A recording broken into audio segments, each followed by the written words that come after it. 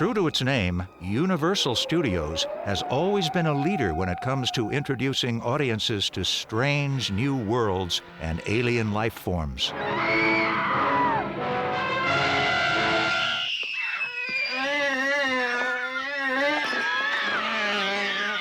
As early as 1931, even Frankenstein reflected the public's interest in extraterrestrial phenomena like cosmic rays. I have discovered the great ray that first brought life into the world. Universal's Flash Gordon serials were among the first American films to depict alien life, although Ming the Merciless amounted to little more than Dr. Fu Manchu in orbit. The Invisible Ray told the story of a scientist whose fascination with another galaxy was his downfall. This is the nebula in Andromeda. A ray from this nebula Will be caught here and electrically transferred to the projector in my laboratory. From Andromeda? 750,000 light years distant. No real aliens yet, but we're getting closer. But it was not until the dawn of the atomic age that filmmakers began giving serious thought to the possibility of extraterrestrial life and its cinematic implications. Well, I think there were actually a number of things that came together in the 1950s. In 1945, you had the first use of atomic weapons and the first public knowledge that such weapons existed. And all of the wartime technology that came into play, some of it very promising, some of it rather dire in its implications, particularly the atomic bomb. For many people, the new technology of destruction was so incomprehensibly frightening that it may as well have come from outer space. They're going to hit us! They're going to hit us! There's a lot of things bothering people. They needed a lot of escapism, and I think these movies really provided that, plus used those very elements of the Red Scare and the atom bomb and everything else to make this work. These were like displaced films about the fears of the Cold War, the fear of outsiders. How different were they? Did they really want to destroy us? And that's really what It Came from Outer Space is about. I'm sorry. We did not want to use violence. Now there's no other way. The science fiction films echo the paranoia of the Cold War. We were beginning to find that there were communists who were sharing significant secrets and so forth. This paranoia was perfectly reasonable, and it infiltrated into the worlds of entertainment. In the post-war era, fears of invasion in popular culture seemed to center on one special image, the flying saucer. Well, the flying saucer scare actually started in like 1947. Is when people first started seeing these saucers floating around or whatever. And that just seemed to be a natural thing for Hollywood to jump right on in the 50s because people were seeing more of these things, more reports were being made. No proof of them, of course, and that was even better for the studios because they could come up with these kind of things and, hey, who could say they're wrong? As the world contemplated its technological future, science fiction became an important literary form. Ray Bradbury was among its most celebrated practitioners. He was and is a brilliantly poetic writer. It wasn't the science that powered his stories, it was the characters. So he was really quite a unique presence. Bradbury also had an enormous influence on science fiction films. When Universal decided to get on the science fiction bandwagon, they naturally consulted Ray Bradbury. But his understated, character-driven approach wasn't necessarily what Hollywood had in mind. The original script didn't have a monster in it at all. It was just sort of a psychological drama. I mean, you never actually got to see it. For It Came from Outer Space, both Bradbury and director Jack Arnold favored an alien that was never directly shown, although the audience would get a chance to see through the alien's point of view. In fact, that's exactly how the film was shot. It Came from Outer Space chronicles the dilemma of an amateur astronomer, John Putnam, who witnesses the apparent impact of a huge meteor in the Arizona desert. When he investigates the smoking crater, he discovers something completely unexpected. A huge, sphere-shaped craft, evidently of extraterrestrial origin. But our hero's only evidence is buried as the crater collapses. But I tell you, I saw a ship. You saw something that looked like a ship. You can't prove it, John. I can prove it if I can get you to help me dig it out of there. Meanwhile, Putnam becomes a laughingstock. The aliens are real, but they're not quite the invading presence that Cold War audiences might have expected. The aliens in It Came from Outer Space don't want to be here. They didn't come to meet us. They didn't come to tell us anything. They got here by accident. Their car broke down. We are repairing our ship to leave your world. We need your help. The creatures, the xenomorphs in It Came from Outer Space, didn't intentionally come to the Earth. They are not hostile. They're simply hideously ugly by human standards. We are not yet ready to meet in friendship. Why not? Because you would be horrified at the sight of us. It's one of the important images that I think emerges from It Came from Outer Space is the establishment of the scientist/hero through the person of Richard Carlson. Yeah, Richard Carlson became their staple good guy, I guess you'd call it, hero in a lot of these movies. You know, the creature that came from outer space. I mean, he just kind of showed up in these films all the time, but he was very good at it. Handsome, erudite, dark-haired, ruggedly good-looking, kind of outsider. See, this town doesn't understand you. Poking around out here in the desert, squinting up at the stars, and now you come up with this story. This town. The reason I came out here to the desert was to try and get away from that kind of thinking. And Carlson, of course, would reprise his scientist role in Creature from the Black Lagoon. And Universal would use similar actors, John Agar for Revenge of the Creature and Tarantula, both Jack Arnold movies, Rex Reason in This Island Earth. But really, It Came from Outer Space establishes that archetype. Bradbury's story, adapted by screenwriter Harry Essex, was a thoughtful distillation of themes already familiar to the readers of literary science fiction. Could you kill me too? So this is the end. The grand total of all our dreams. I came here to help you, not to kill. The idea of aliens taking over human beings had been in the literature of science fiction decades before that. Although there are probably earlier stories, John Campbell's Who Goes There deals with an alien that's capable of changing its appearance to look like anyone, which is also a theme that exists in It Came from Outer Space. Don't be afraid. Here you had creatures who could look like human beings, and that would later influence Don Siegel's Invasion of the Body Snatchers, the 1955 film. But the aliens in It Came from Outer Space were far more considerate than your average pod people. It is within our power to transform ourselves to look like you. It Came from Outer Space is different from other 50s science fiction films in that it does not go to one extreme or the other extreme. So you get that paranoia, that sense that that my neighbor may look like my neighbor, but he isn't the same person anymore. That sense of paranoia is very much in this film, but it doesn't pervade it. Incidentally, George is played by Russell Johnson, more recently known for his role as the professor on TV's Gilligan's Island. There are these curious tip-offs that we're not looking at the real character, the real human characters, we're looking at their surrogates, with George, the telephone lineman, looking directly into the sun without even flinching. Yes, the sun. Beautiful. Unusual for Hollywood, the finished film maintained much of Ray Bradbury's literate and evocative dialogue. It's alive. And yet it looks so dead out there. Oh, no, it's alive and waiting for you. Ready to kill you if you go too far. The sun will get you, or the cold at night. 1,000 ways the desert can kill. A lot of the poetic language of It Came from Outer Space is clearly Bradbury's.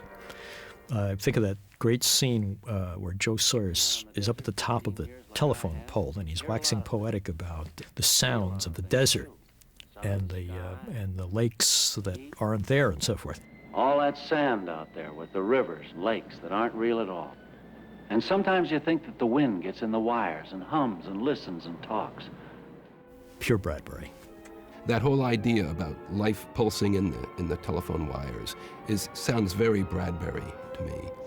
And that permeates the film because when somebody's car is driving along the road, it is followed in a helicopter shot.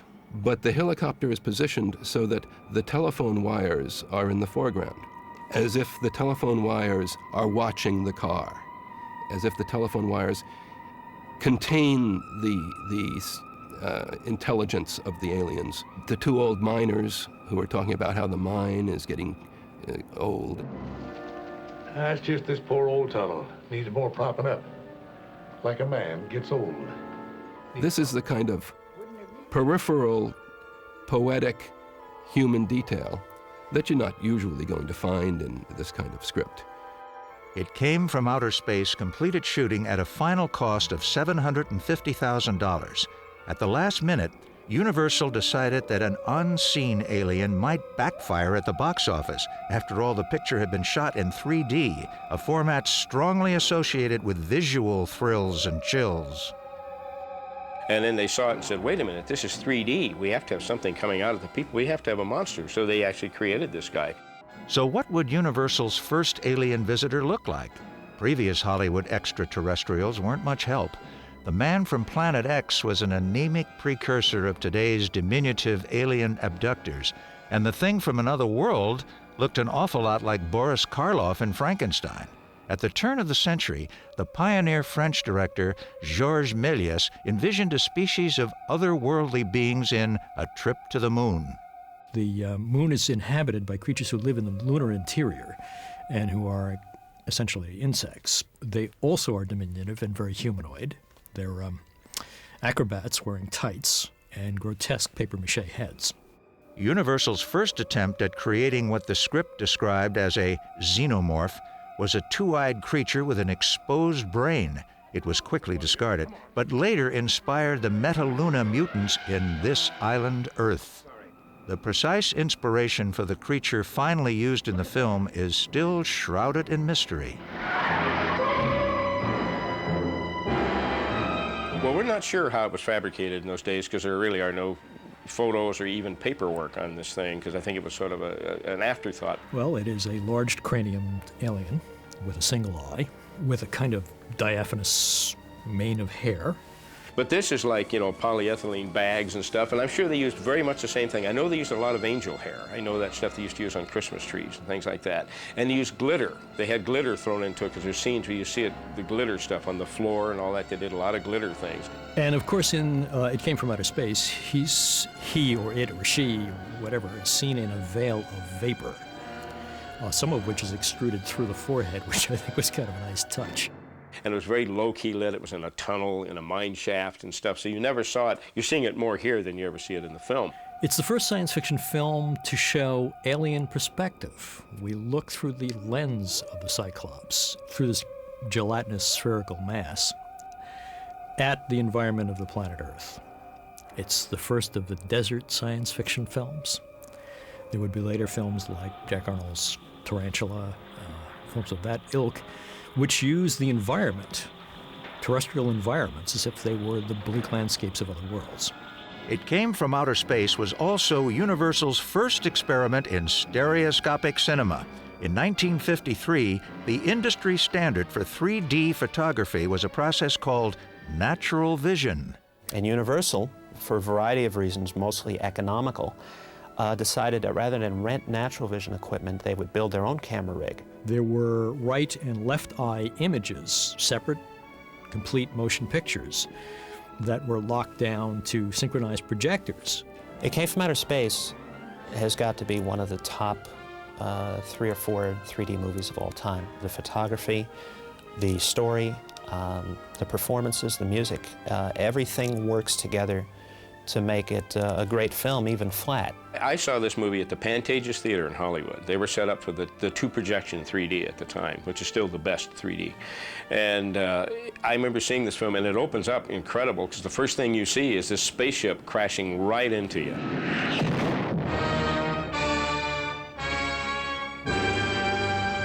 And it was one of the most dramatic openings for any 3D film. Now, what's interesting about that, if you really look, you see the mirror that actual thing was running into. beside the lens. You can actually see it. It's so fast, normally you don't see it. In the 3D, you didn't see it. You're too busy watching this thing coming at you and doing this with your head, you know. Several of the early 3D films were gimmicked up to a fault, really, where you know, everything that wasn't nailed down was thrown at the camera to show off this system. And it might have been good for a shock effect here and there, but it was really kind of overkill. Jack Arnold really understood how 3D could be utilized to tell a story. And then, of course, he had a brilliant idea to use a telescope and kind of swing it out into the audience. It was done very subtly, but it was very effective. It was a perfect 3D vehicle because you had so many things happening, so many eerie things and smoke and stuff that could almost come right out of the screen at you and stuff like that, and it was wonderful. This kind of vaporous look was a curious fixture of 3D films. I think a lot of that had to do with the fact that only about 30% of the light projected by the camera actually reached the viewer's eye because of the double polarization process. There's polarization at the projector and polarization through the lenses of the glasses that the viewer wore. And that kind of dark, ominous atmosphere was perfect, ideal for science fiction films. I know that when they filmed The Avalanche, which is one of the best 3D effects because it really serves to put you in the action, they had the camera mounted under this huge plate that, you know, so that obviously it wouldn't get hit with all these rocks. The 3D was extraordinary. I mean, there are scenes in It Came from Outer Space where there's enormous depth. The whole film is composed in three-dimensional space with distinct foreground elements, middle ground elements in which most of the action takes place, and then distant background elements. I've got to see you as you really are. Come out or I can't take the responsibility of protecting you. Very well then. You asked to see this.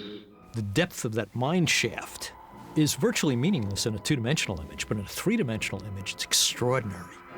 Here you're looking at this deep, cavernous space, and this creature in the middle ground emerging out of darkness. So that depth is something of which you're being constantly reminded by the cinematographer, by the placement of objects within the frame and the movement of objects in the frame. Now, this actually has arms, which you can't see when you see the movie flat at all. You can't tell that. But in the 3D version, these arms actually come out at you, and you can actually see them that way.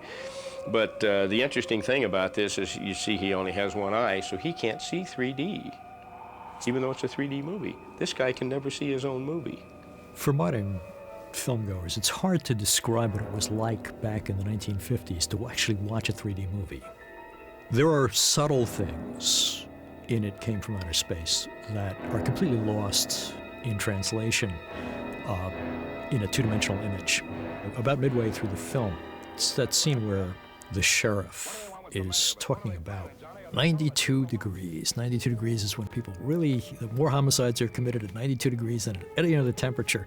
His gun belt is hanging on a coat rack, which is in the foreground. And he just casually reaches over and pulls the gun out of the coat rack. Well, when you see the movie flat, it makes no impact whatsoever.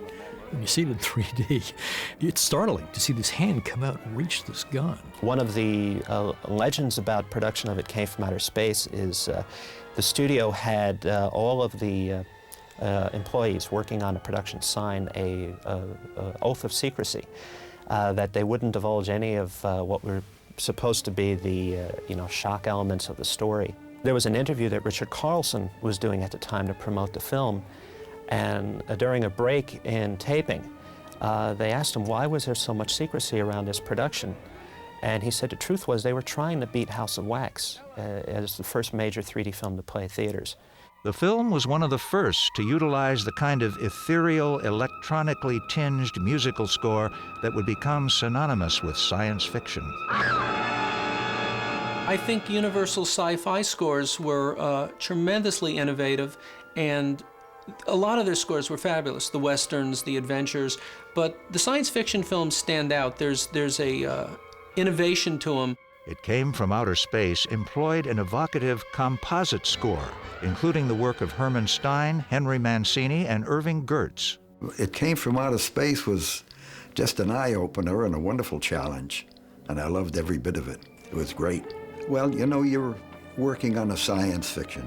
It's, when I say it's modern, contemporary, it's out of space, it gives the composer a lot of elbow room to write freely and unconfined. The opening scene was scored by Herman Stein. The music is very traditional and Americana, and there's a homey feel to it. So we don't really know the story that's ahead of us, but we're led to believe it's going to be just a nice, happy little home story where these people are going about their business. But as soon as the meteor comes, all of a sudden the music changes. There's a lot of uncertainty in the music. Ellen and John are sitting in the car and they see George and Frank, who have now been zombified, come into town, and it starts with a pluck on the harp. And it's not quite the harp pluck you would expect, and it's kind of just this pluck of alarm. And the music is very understated in there, but there's something very odd about it. And there's the scene where John confronts them in the alley, and there's this repetitive motif, da da da da da da da da, that goes on under the dialogue, and it's not the kind of music the composers would usually write. This is a repeated phrase that goes on, and it helps to accent the fact that they are kind of talking in a zombified way. We don't want to hurt you, you least of all. We don't want to hurt anyone. The score made effective use of an unusual but immediately recognizable instrument, the theremin.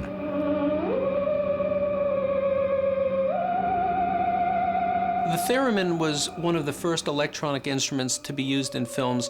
Miklos Rozsa used it in The Lost Weekend, he used it in Spellbound, and it kind of became a cliche in the 40s as being the instrument of psychotic disorders. So if you drank too much, if you beat your wife, if you did anything that wasn't considered normal, you had a theremin associated with you. Well, obviously, what's good enough for anomalies of the human mind is good enough for anomalies of everyday life. So when anomalies from outer space and from black lagoons started to invade us, things like that, these strange instruments became associated with them. The theremin was simply a box, electronically utilized and plugged into an outlet with a long antenna. And the performer at the theremin would utilize his hands against the antenna. Imagine one bar here, a rod this way and a rod that way, and you kind of move your hands like that, and you create a vibrato of a ba-ba-ba-ba-ba-ba-ba-ba sound like that by moving it, which gives it kind of this velvety tone that it has. It's there a lot to show the point of view of the aliens. It's also used to show the attacking sequences when they are about to glob the people, which is what is written on the music scores. Cues like killing Glob Ellen, Globs give instructions. If you ever wanted to know what it's called when that amorphous thing surrounds them, they are being globbed.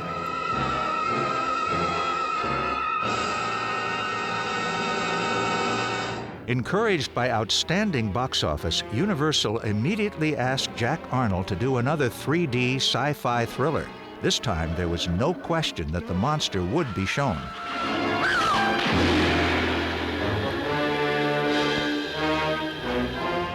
Although Creature from the Black Lagoon didn't have an outer space theme, it was, once again, a story of cultures in collision. This time, the invaders were humans intruding on the creature's watery domain.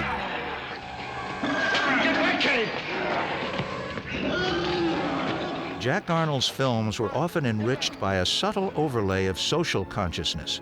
Film historian Paul Jensen interviewed the director in 1974.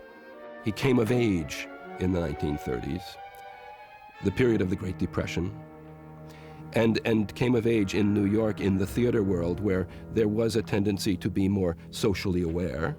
And he said you should try, if you can, to find the social concerns in the stories that you are filming. Jack Arnold was uncredited for his work redirecting the alien planet sequences in Universal's science fiction spectacular This Island Earth, nominally directed by Joseph Newman. But without the success of Arnold's It Came from Outer Space and Creature from the Black Lagoon, the film might never have been made. Our ionization layer must be maintained until our relocation is effected. Relocation? To where? To your Earth. This island Earth tells the story of an alien civilization whose energy resources have been depleted by an atomic shield that protects it from enemy bombardment. Sounds a little like our own nuclear arms race, doesn't it? What you're observing may well be the beginning of the end for our world. The Zircon meteors are beginning to get through our ionized layer. As you can well imagine, such a screen requires the output of great amounts of atomic energy. And you're running out. That's why you were sent to Earth. Emissaries from the planet Metaluna recruit a pair of Earth scientists, played by Rex Reason and Faith Demerg, to find a solution for their predicament. Well, perhaps recruit is too polite a word. This is probably the first example of an alien abduction ever put on film. To withstand the rigors of the voyage to Metaluna, the scientists must have their molecular structure completely reconfigured. You okay? And you? Feel like a new toothbrush. Metaluna also has a slave class of insect-like mutants, as thoroughly explained in Jeff Morrow's breathless exposition. I'd hoped to prepare you somewhat beforehand. This is a mutant. We've been breeding them here for ages to do menial work. Well, actually, they're similar to some of the insect life on your own planet. Larger, of course, with a higher degree of intelligence. This one has been given orders to guard this corridor as long as we're here. Unfortunately, the mutants stage a revolt at a most inopportune moment. Although the scientists are spared, the masters of Metaluna have met their match.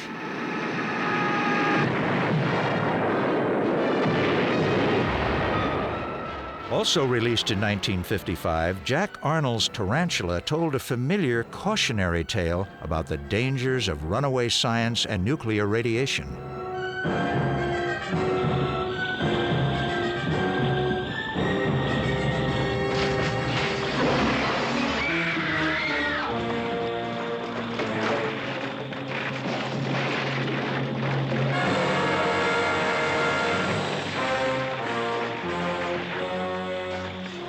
As a contract director, Jack Arnold helmed many other films for Universal, not all of them science fiction, but 50s sci-fi remains his enduring legacy.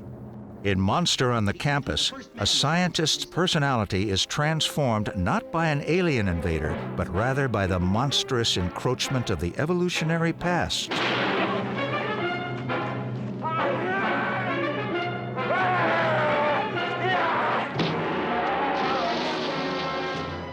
In 1957, Jack Arnold created his masterpiece. The Incredible Shrinking Man. Based on a classic science fiction novel by Richard Matheson, The Incredible Shrinking Man dramatized the almost surreal dilemma of a man contaminated by a radioactive cloud.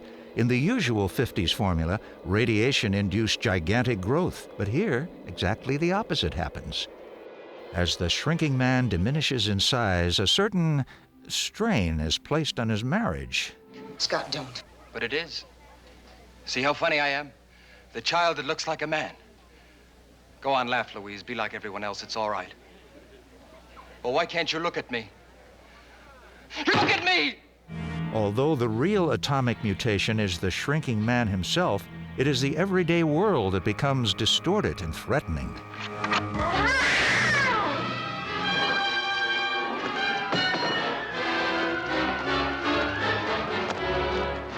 Finally, as the shrinking man approaches the vanishing point, the universe itself is revealed to him. The unbelievably small and the unbelievably vast eventually meet, like the closing of a gigantic circle. And I felt my body dwindling, melting, becoming nothing. All of this makes a man like me feel quite small and useless. But you've gone into uncharted places, too. Oh, my explorations have all been on this planet. They reach into space. Through Universal's classic films of science fiction and science fantasy, audiences confronted their own apprehensions about the coming space age. And perhaps each imaginative encounter with a strange new world brought us a little closer to understanding our own. Well, they've gone. For good, John? No, just for now.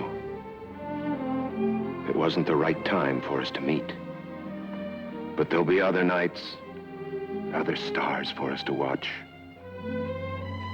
They'll be back.